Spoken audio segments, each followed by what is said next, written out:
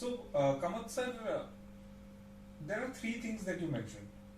First is access, the second point is empowerment, and the third and the most important thing is inclusion. Correct. Now, in all these three things, what is the status in the ground in India as a whole and in Goa in particular? Because what happens in Goa today will happen in India tomorrow, right? After some time, because of the education level and because of the society here, things happen a lot faster here. So, if you could just give us a brief about the whole Yes. situation, ground situation, Yeah. from an activist view. Yes.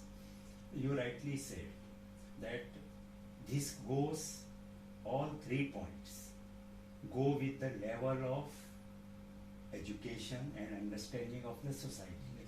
So more the society is educated and aware. So the first point is generating awareness.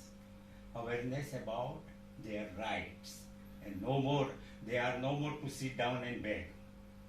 They have a right. Yes. So this awareness, unless you generate in society, you will not achieve further access. So this awareness level in a state like Goa is much ahead of other states, definitely, because of media, because of people's education levels, because in Goa, education-wise, for persons with disability, special education institutions, all because of this.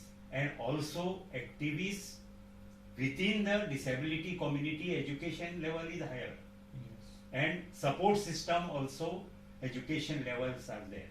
So because of all this combined, demands for accessibility are very aggressively done. So moment for anything in our society, because the resources are less and demands are more. This is one point. But second point here is that this community is a minority, almost 2 to 3% of the Yes. total population. So it doesn't have a big lobbying voice. So unless people speak for them, to make people speak for them as our demands, not their demand. I am today making demands for persons with disability. It should be society saying that this should be done. Access should be done. Parks should have access. Beaches should have access. This is the entire society should be saying what I am saying or some organization is saying. So awareness is the first thing where we are trying a lot. We are doing lots of things. In this, even Election Commission of India has a big role. In Goa, they are doing lot of awareness during election time for participation of persons with disability. They are making infrastructure accessible for them. They are registering them special as voters so that their difficulties are understood, and postal ballot is also given. So try and understand that this access issue has to be done at all levels. Access is not only physical infrastructure, buildings and parks. Access should be also net-wise. Education today, because of COVID, education went online. If you don't have technological IT access or net access, how will that take place?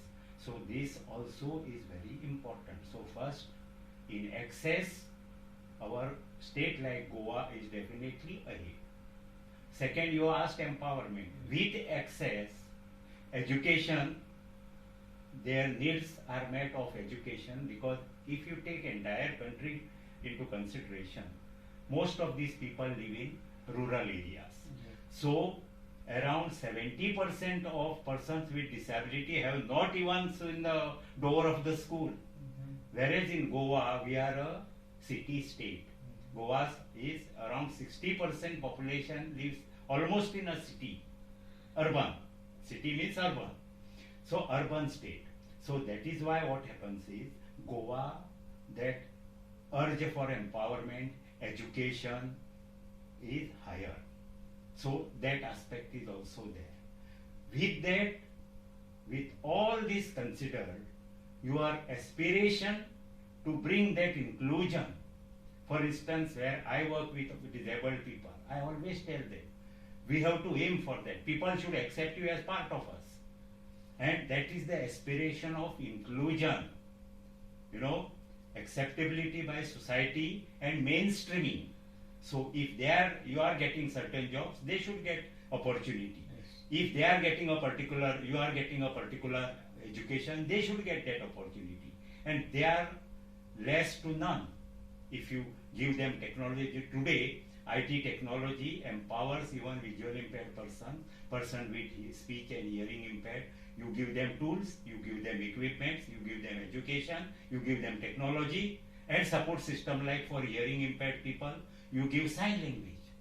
All these taken together, they are on that path of equality and equity, or as far as opportunities are concerned, right from education till their empowerment, their livelihood and their settlement.